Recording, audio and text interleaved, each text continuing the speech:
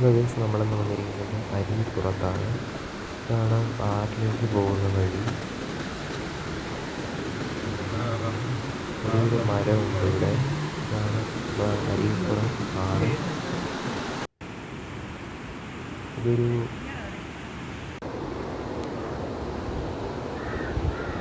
ഇവിടെയാണ് ഗുഹ ഉള്ളത്.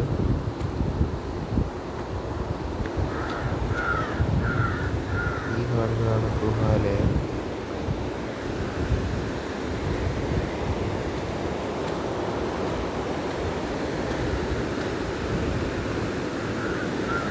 ഇത് ആറിൻ്റെ കാണാനുള്ള മറ്റൊരു വശമാണ്.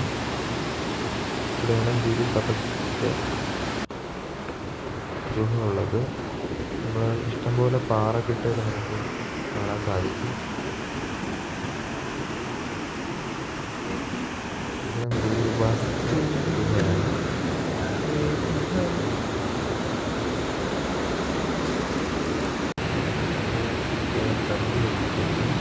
നല്ല കുട്ടികൾക്കുണ്ട്.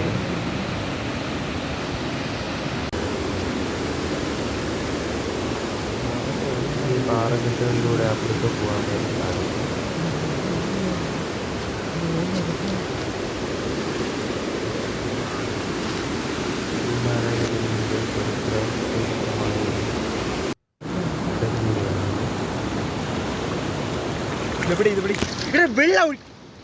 എന്താ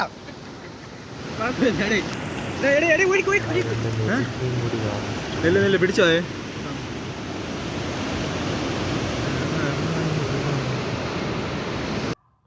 നല്ല കുത്തൊഴുക്കുണ്ട്. ഇതാ നമ്മൾ ഇറങ്ങിയിട്ടുണ്ട്.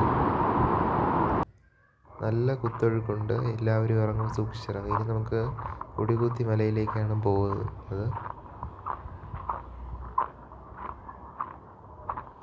അവിടെ നാരായണ ഗുരുവിൻ്റെ ഒരു ക്ഷേത്രവും അതോടൊപ്പം തന്നെ ബാലസുബ്രഹ്മണ്യ സ്വാമിയുടെ ഒരു ക്ഷേത്രമുണ്ട്. ഇതാണ് അവിടുത്തെ ടോപ്പിലെ വ്യൂ പോയിന്റ്.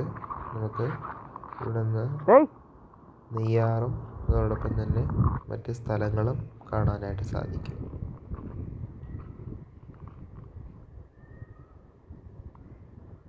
നല്ലൊരു വ്യൂ പോയിന്റാണ് ഇവിടെ നിന്ന് കിട്ടുന്നത്. നല്ല ഒരു വ്യൂ പോയിന്റ് തന്നെയാണ് ഇവിടെ നിന്ന് ലഭിക്കുന്നത്. നമ്മളിനി പോകുന്നത് ശ്രീനാരായണ ഗുരു തപസ് ചെയ്ത ഗുഹയിലേക്കാണ്.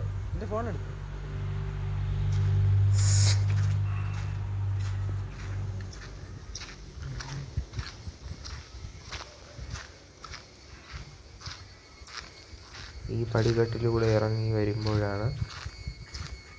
ചെല്ലുന്നതാണ് ശ്രീനാരായണ ഗുരു തപസ് ചെയ്ത ഗുഹ.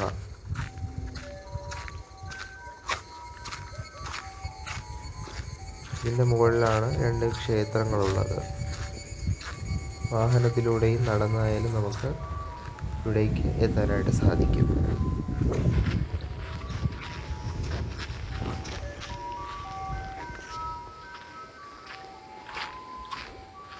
കാടിൻ്റെ നടുക്കാണ്. ആ കാണുന്നതാണ് ഗുഹ.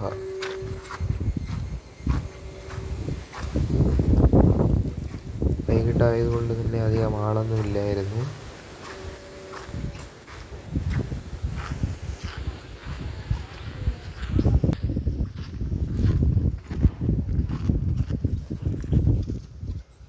ഇതാണ് ശ്രീനാരായണ ഗുരു തപസ് ചെയ്ത ഗുഹ.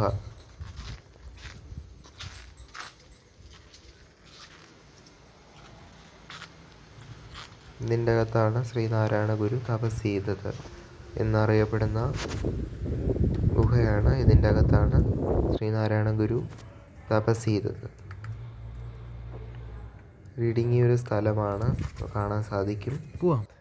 ഇനി നമ്മൾ പോകുന്നത് അരുവിപ്പുറം ക്ഷേത്രത്തിലേക്കാണ്. ഇതാണ് അരുവിപ്പുറം ക്ഷേത്രവും മഠവും. ആ കാണുന്നതാണ് അരുവിപ്പുറം ശിവക്ഷേത്രം. ശ്രീനാരായണ ഗുരു പ്രതിഷ്ഠിച്ച ശിവലിംഗവും നമുക്കിവിടെ കാണാനായിട്ട് സാധിക്കും. Thank you.